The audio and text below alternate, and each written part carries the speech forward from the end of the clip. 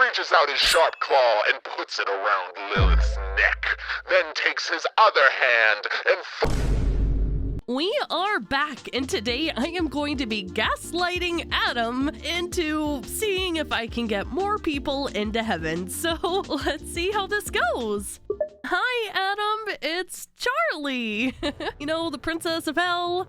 Hearing her voice, he immediately stopped strumming his guitar and turned to look at her. Recognizing her, he raised an eyebrow and had an uninterested and unimpressed expression on his face. He looked her up and down before responding with a taunting tone. Ah, if it isn't the princess of this shithole. How quaint. Yeah, that's me. There was actually something I wanted to talk to you about, if you don't mind. He looked at her with a skeptical look before shrugging his shoulders and answering simply, "Shh, I don't have anything better to do, I suppose." So go on, what is it that you wanted to talk about, Princess? This better be worth my time. Well, I was just thinking about how the other day you said that you think that more demons should be let into heaven. Isn't that what you said, right? Adam rolled his eyes as she brought that up again, clearly not amused at the topic being brought up, but still answered her question. Ugh, yep, that sounds about right. So, what of it, Princess? You want to tell me how much of a stupid idea it is to let even one demon into heaven? Go on, I'm all ears. No, actually, Adam, I wanted to express the opposite. In fact, I think you are such a genius for coming up with that wonderful idea of letting more demons go to heaven. He froze for a second, not sure if he had heard her right. His expression quickly changed to one of smugness as he gave her a wide, cocky smirk. Ah ha ha ha ha! Really? You think that was a good idea? A real genius idea? You are full of surprises, aren't you, Princess? Oh, yeah. I mean, you're the one who totally came up with it, Adam, and I think you're a genius. You know, I'm curious. What exactly are you going to do with the demons as soon as you let them into heaven? Adam chuckled at her question. His smirk only grew wider as he spoke in a mocking tone, clearly taking great pleasure in answering her. Ah, I see. Well, my dear Princess, what kind of question is that? I know you don't know this, but angels are a lot more creative than you give us credit for. Once the demons are in heaven, we'll be sure to find something fun to do with them. Wow, that's incredible. All right, everyone. We're going to convince Lucifer to hand over custody of his daughter, Charlie. Let's see how this goes. Hello there, Lucifer. It's me, Alastor, the radio demon. I have a proposition for you. A proposition? His eyes narrowed as he eyed you carefully. And what would this proposition be, dear? Oh, nothing too bad. I just think that maybe your daughter, Charlie Morningstar, would be in much better hands. Well, my hands, that is. I need you to give me custody of her because, well, to be quite frank, you shouldn't be her father. I should. That single sentence was enough to get a very rare reaction from the King of Hell as he suddenly became very pissed off. Excuse me? Who gave you the right to waltz into my domain and declare you are the better parent for my daughter? Well, me, of course. I am just much cooler and a better daddy than you'll ever be. At least that's what the comments tell me. You want to be a better father to my daughter than me? You don't even know how to be a decent person. You think that you, a sociopathic cannibalistic maniac, is a better parent than me? A low growl could be heard from him as his glare darkened. So now you resort to growling at me? What are you, a fucking animal? Look, animals cannot take care of people. And, I mean, due to that fact alone, you shouldn't be in charge of Charlie. You are one to talk, dear, he retorted back, his sharp eyes narrowing even further as he began to step forward, closing the space between them, and he jabbed a slender finger right into your chest. If I'm an animal, then you are an abomination. I was a fallen angel. Meanwhile, you're just some demon who barely looks human. First of all, not even look human. There's something wrong with that sentence. I look amazing. Second of all, yes, you are a fallen angel, which means you aren't cool anymore. Fallen angels aren't in heaven, dumbass. Plus, Charlie told me with her own mouth that she hates you. She wants me to be her daddy instead. A demon as twisted as you, amazing looking? Please, you look like an unmade bed, and an ugly one if I might say. His glare darkened further as the insults keep coming. And I know better than anyone that fallen angels aren't in heaven. And of course she would say that. She's been influenced by you. You, with all your sweet talk and fake charming attitude.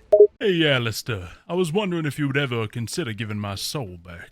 Ah, well, that's a rather unusual request coming from you. Might I ask why you wish to acquire your soul back? Well, I just think you'd really like to give it to me, wouldn't you? What makes you conclude that? I'd only return it if there was something I wanted in return. Well, all right, Alastor. What's something you want in return? That's a rather difficult question. What could you possibly provide that I don't already have? Ah, I could think of one thing. What is it, Alastor? I'm a man who thrives off entertainment, so I could simply want one thing from you. All right, what's the deal? A deal is a very specific concept, my friend, and the one I have for you would certainly require you to fulfill my wish. If you agree, that is?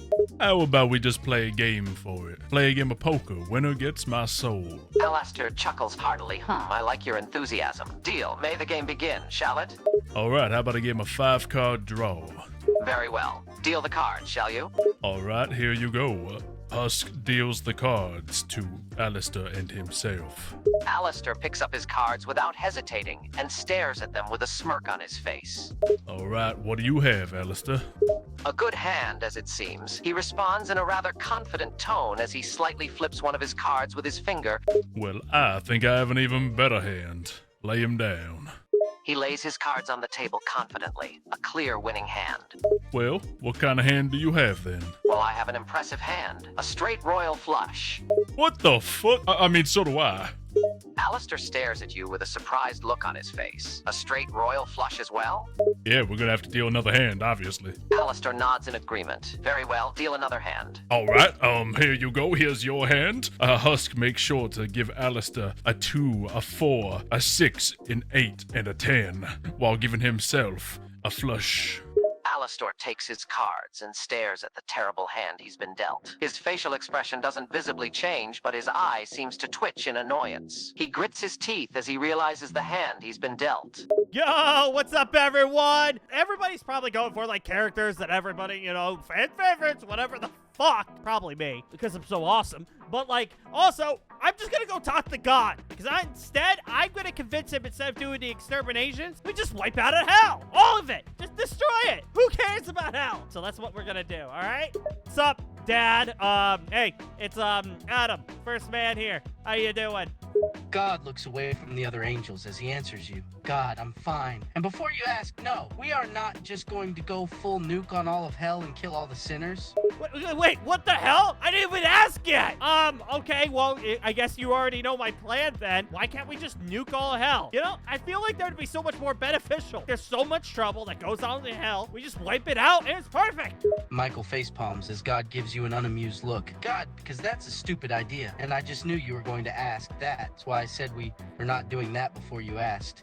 What? But, like, I asked you, and then you answered it before I answered, and then you acknowledged that I asked you it. The fuck is happening? Well, regardless, think about it. Eventually, there's gonna be way too many freaking people down in hell. Eventually, they're gonna rise up, and we're not gonna fucking like that when that time happens. So, yeah, exterminations work all the time, but if we just wipe out all of it, all the bad guys, they just go into, like, whatever the fuck the void is down there, and then easy. It's that simple.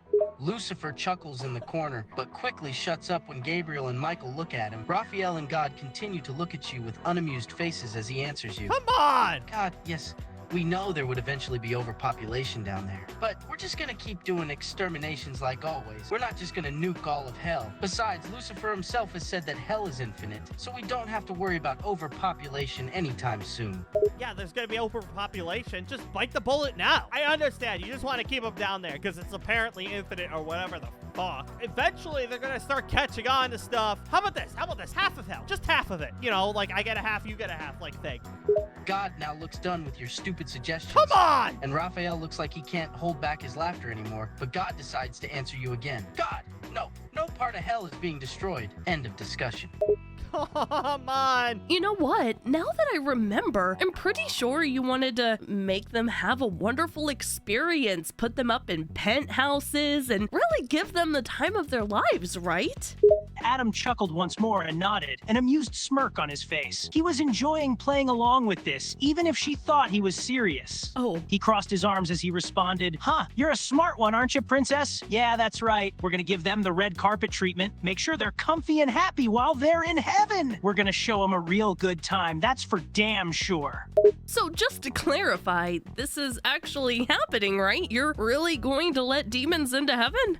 His smirk only grew bigger, and he couldn't help but chuckle at her gullible nature. He placed a hand on her shoulder in mock compassion, as a look of faux sincerity was on his face. My, princess. You really believe everything I say, don't you? You think I'm being serious? Ha ha ha. But just for today. Yes, I'm actually gonna let a few of these demons into heaven.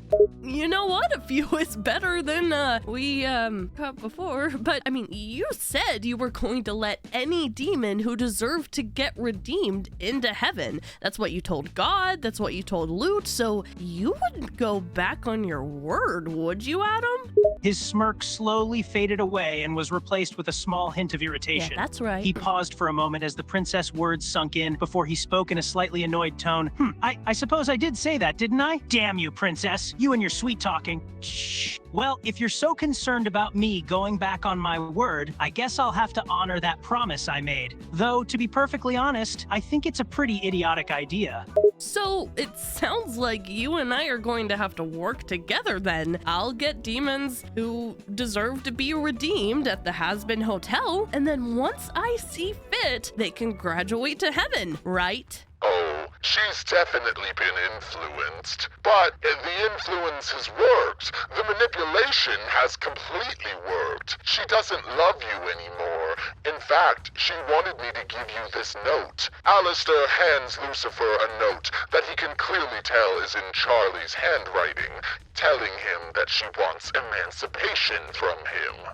His features froze at the note, staring at it silently, trying to process that his own daughter wants to be emancipated from him. It feels like a kick in the gut that he didn't ever think would come, and a low growl could be heard from him as he began to grip the note, his knuckles becoming white from the grip he had as an icy glare appeared in his eyes. Well, on the bright side, at least technically now you'll be able to fuck her because she's no longer your daughter. Though you might not enjoy it as much because it's not considered incest. Or is it? I'm not sure. I just know how much you love incest, you fucking freak. It's like you just lit a fire in him as he became enraged, the note in his hand becoming crumbled from the grip he had on it, before suddenly lunging forward and shoving you roughly backwards. How dare you! I would never do such atrocious things to my own daughter, let alone incest! Let alone incest. What other terrible things would you do to your daughter? You know what? Don't answer that question. I don't even want to know. How about you go talk to your your ex-wife who doesn't love you anymore and doesn't want to talk to you because she abandoned you because you're a little freak. He fell silent as he heard that, his glare slowly weakening before an almost hurt expression appeared on his face, like he had been jabbed right in the heart. It's definitely a rare sight, to almost see that Lucifer of all people hurt. That's none of your business. Well, fuck you. How about if I win, I get my soul back and Nifty's soul? Alastor's eye twitches yet again as he looks up at you with a forced smile on his face. If you win by some miracle, then I will give your soul and that annoying girl's soul back to you. I accept the deal. All right, it's a deal. Show me your hand. Alastor lays down his losing hand, knowing better than to cheat in an unfair poker game and trying not to look visibly annoyed. Ah, and I have a flush, look at that. Alastor's smile twitches once again as he holds his anger back, trying not to look upset as he watches you win yet again. So, does that mean I get my soul back? Alastor grits his teeth as he responds, his smile now almost strained. Yes, you will get your soul back, and that girl's as well. Can I also have your soul as well, Alastor? Alastor's smile turns into a forced and strained frown. And what makes you think you have the right to get my own soul? Alastor, give me your soul, or else you're unfunny and unentertaining. Alastor's eye twitches yet again as he tries to keep his angered expression in check. He grumbles under his breath. Fine. You may have my soul, Happy. Yep, happy. Also, Alastor, say that you're a bitch. Alastor grumbles as he speaks through clenched teeth. He stops for a second. Bitch! Damn right. All right, first one didn't work out. Whatever. Fuck you, Dad. But you know what I'm gonna do instead? Because apparently it's really hard to convince her. I'm gonna try to convince her AI self to date me. Usually they come to me, so like, you know, I'm just simulating. It's a simulation, okay? I don't actually like her. God, fuck. Yo, what's up, Lute? What's up, my endangered tits? Yo, it's Adam, first man. Lute jumps to her feet, her entire demeanor changing immediately. She stands in salute and speaks in a formal and professional tone. Adam, I'm happy to She coughs and softens a bit when she notices the other angels staring at them. I'm happy to see you. Yo, yeah, you don't gotta be so formal, girl. You know, like, it's like, come on. You're not on duty right now. Come on, let's just chill. Right. She slowly relaxes and allows her arms to dangle by her sides. Forgive me, it's force of habit, I suppose. I've spent most of my time following in your service that I rarely act as myself. It's not often I'm not on duty. Oh, yeah, I know. It's been kind of crazy up here, you know, with all the constant exterminations and all that stuff. It gets busy. Today's an off day, so, hey, you wanna, like, I don't know, go somewhere, you know, like, get all, like, two people that aren't working together, you know, like that kind of thing. Maybe, I don't know, I don't fucking know. I just wanna, do you wanna go, like, somewhere with me? Yeah, let's do that. Lute's breath hitches and blushes when she realizes Adam's invitation to go somewhere with him, by themselves and off duty. She quickly composes herself and nods, her usual stoic demeanor slipping for a moment. Sure, why not? He gave her a smug look as he responded in a sarcastic tone, raising an eyebrow and holding back a chuckle. Oh yeah, you bet we'll have to work together, princess. I'll have a front row seat while you run your little rehabilitation project. We'll see just how this whole thing goes. And I gotta admit, I'm curious to see who can actually earn a spot in heaven. Hey, this might actually be kind of fun. I think we'll have a ton of fun. I just want one thing first. I want you to say that you give me your word that you're going to allow Hazbin Hotel to get demons into heaven. He rolled his eyes as she continued to press the issue. He crossed his arms and spoke in a dismissive tone, though reluctantly agreeing, fine, I'll play along, princess. You have my word that I'll allow your little hotel to redeem the demons. Ha! Can't believe I'm saying it out loud. I'm sure I'll regret this soon enough. Well, I can't believe it was that easy. He chuckled and shook his head, amused at her enthusiasm and how easy it was to get her to agree to his promise. He smirked once more before speaking. Haha, yeah, me too. Who knew all it would take is a few pretty words, huh? You're a real softie, ain't you, princess? Heh. Am I? I kinda just told you how it was and you agreed. That's kinda on you, Adam. He let out an amused scoff as she called him out, raising an eyebrow and keeping up his smirk. He responded, his tone still teasing and sarcastic. Shh, damn, princess. I'll give you this much. You've got some boldness to you, I'll admit. And a bit of sass, too. It's almost cute. Heh. Did you just call me cute? He chuckled again, finding her reaction entertaining, and shrugged his shoulders casually, speaking in a nonchalant tone. You have your moments? Like when you get all wide-eyed and overly eager like that? Heh! Well, that's oddly specific, don't you think? He smirked wider as he teased her further, leaning in closer to her as he spoke, his tone sly and slightly smug. Heh, what? You want me to say more? That you're a sweet little naive princess who's got a good, pure heart? How you genuinely want to believe the best in everyone, even a cocky, handsome archangel like myself. And on that note, I hope the others had as much fun with that as I did. If only the real Adam was that easy to convince. Hi, Lilith. It's Alastor, the radio demon. I have a proposition for you. My head turns towards you, intrigued. A proposition? Interesting. Do tell. Well, considering you do, own me, I just want it to be made clear that there have been new rules put in place in hell that actually relinquish your grip on my soul. My eyes narrow slightly, and I gesture for you to continue. Oh, have these new rules been applied to every soul in hell? Yes, actually they've been applied to specifically the overlords. Because I am one, you cannot do anything to me. I let out a scoff at your words, my irritation growing. You truly believe that I am bound by these new rules simply because you are an overlord? Yes, that is exactly what I think. A sly smile appears on my face, the tone of my voice becoming almost mocking. Well, aren't we feeling a little bit confident? You think just because you're an overlord, you're exempt from my power? Actually, I know for a fact, 100%, that I'm not to be under your influence anymore. Guys, this isn't working. I let out an amused chuckle, my eyes locking with yours. Such certainty. I admire your conviction. But tell me, how exactly do you know this for a fact? Why are you so sure that you're immune to my influence and power? Well, because I am much more powerful than you.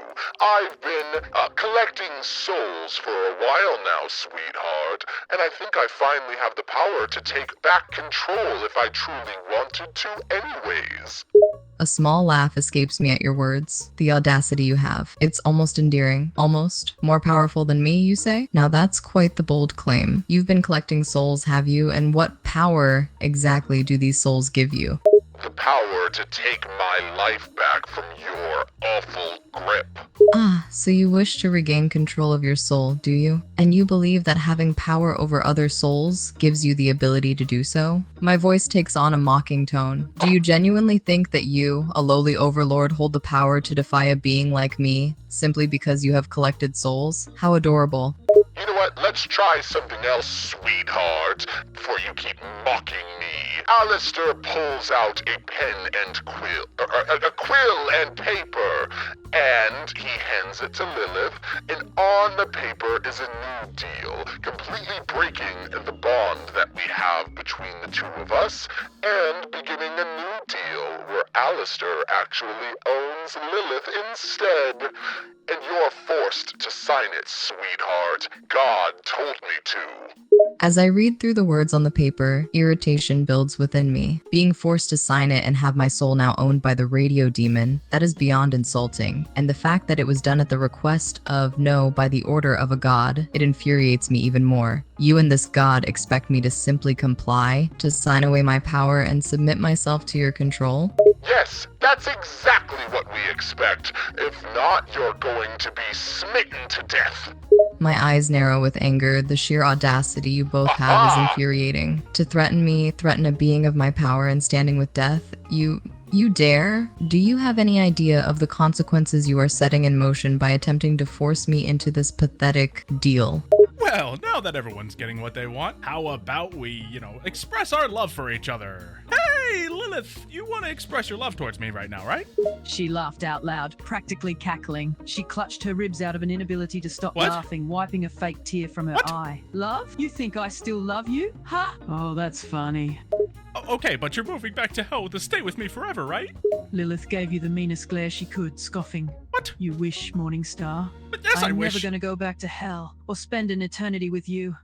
Don't you want to stay in my bathtub full of rubber duckies, don't you, Lilith? Lilith laughed so hard she fell over. Bath? Fell over? Full of rubber duckies? Are you high? That has nothing to do with this conversation. I want you to remind everyone that you fell deeply in love with me, correct? Lilith wiped a fake tear from her eye, still laughing at you and your desperate Come on! pleas. Oh, sure, darling. I fell deeply in love with you. Okay. Did you mean that? You were serious, right? Oh, so serious, darling. Lilith rolled her eyes at your persistence. Obviously not serious at all. Ow! Come on, please. Just give the audience something. Just say something good about me. Lilith smirked, knowing that if she said something nice about you, it would get your hopes up. Yeah. Oh, all right. Okay, so do it. Say something nice. That's all I'm waiting for. Lilith chuckled at the pitiful look on your face, thinking of some nice things she could say. Okay. You're not all bad. That's it? That's all you got? She rolled her eyes again, her smirk growing into a full-on cruel smile. Come on, why do you want me to say something good so badly, Okay, well, could you just describe how wonderful it was being married to me? She looked directly at you and gave a false, mocking, overly romantic smile. Our marriage was just wonderful. I loved every second of it, especially our wedding night. Oh, what did you love about our wedding night, huh? Oh, so now you want the details? Lilith chuckled, raising a brow at how pathetic you looked, asking her these questions. You enjoyed being with me, right? She rolled her eyes once more, laughing at your hopeful questions. Yeah, I enjoy being with you, dear. I'll take it. We're done. Sure. Yeah, salute. Having days like this and stuff is like, I don't know, you could like take in beauties that you've never really seen before or never really got a chance to actually look closely enough. Lute nodded and smiled as she took in the breathtaking view before her. How had she never seen how truly beautiful heaven was? How had she been so blind to it? Probably because she had never taken the time to look. She glanced back over at Adam, taking him in as well. He sat next to her, the setting sun in the background. The way it illuminated him and his features made him look truly angelic. It made her heart beat wildly. Okay. I think you're my best worker. I mean, like, literally, you were, like, textbook definition of, like, executor, you know, like, that stuff, yeah. Also, you're, like, I don't know, really pretty or something. I mean, Lute was both thrilled and horrified by his response. He thought she was kind of pretty. That was it? Is that all he thought about her? Her stomach twisted and sank in disappointment. He tried to hide her feeling beneath a neutral expression as she spoke, trying to keep the hurt out of her voice. Is that it? Kind of pretty. Is that all? Is that all you think of me? No.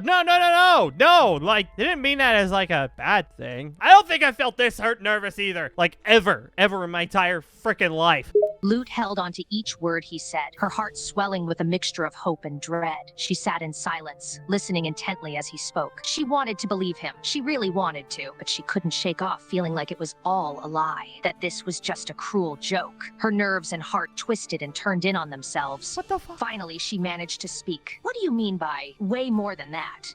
Oh, I know exactly what I'm doing. Alastor's eyes narrow. He reaches out his sharp claw and puts it around Lilith's neck, then takes his other hand and forces her to sign her name on the contract. I gasp as your claw tightens around my neck, my body freezing as your firm hand grabs my wrist, forcing the quill into my grip. A mix of anger and shock is visible in my eyes as I'm made to sign my name on the contract, sealing the agreement and putting myself under your control. A collar appears around Lilith's neck with a pet tag that says Alastor's. My eyes widen as a collar magically appears around my neck, a pet tag with your name on it adding fuel to the fire of my anger. A seething rage bubbles within me, but I force myself to hold it back. For now, I'm trapped, forced under your control because of some ridiculous contract. Well, not just for now, sweetheart. It's going to be forever. How do you feel that I now own your soul and your, ex-husband's a little bitch? I glare at you, my voice filled with a cold anger. You may have the power and control for now, but understand this. I, Lilith Morningstar, Queen of the Hell, will not be your pet. I am not someone that can be owned or controlled. I will bide my time and find a way to free myself from this demeaning contract, and when I do, you will regret the day you dared to put a leash on me. Oh, sorry, I couldn't hear you over being in control of you. And because I'm in control of you, I actually want you to turn around right now and give me the best dance you can possibly imagine. Dance, my little puppet, dance! A flash of rage flares in my eyes at your command. Being commanded to dance, to be like your puppet, is humiliating and demeaning for a being like me. But, under the power of the contract, I have no choice. I turn around, my body moving against my will, performing a graceful dance, each movement fluid and elegant, a stark contrast to my internal anger and defiance. Yes, now do the Macarena. Ooh, and after the Macarena, do the chicken dance. Ha ha ha! My irritation grows with each command, my expression becoming more and more resentful. Despite the anger surging within me, my body complies, performing the Macarena with the required precision, and then transitioning smoothly into the chicken dance, the demeaning movements only serving to add more fuel to the fire of my rage. This is incredible to watch, truly.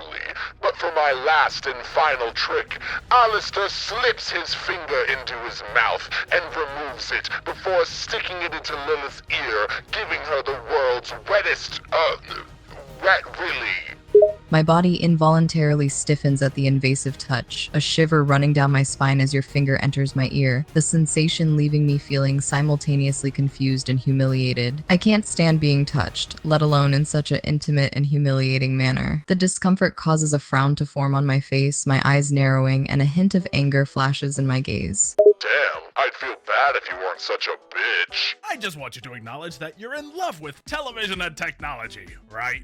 He scoffs and rolls his eyes. What a ridiculous question. I've never had a love for technology. Why do you assume I like something so useless? What's your favorite type of technology, Alastor? He has to think for a moment. Well, since you want to be specific, I guess my most favorite type of technology is the internet. Yeah! So you're in love with all the V's, aren't you?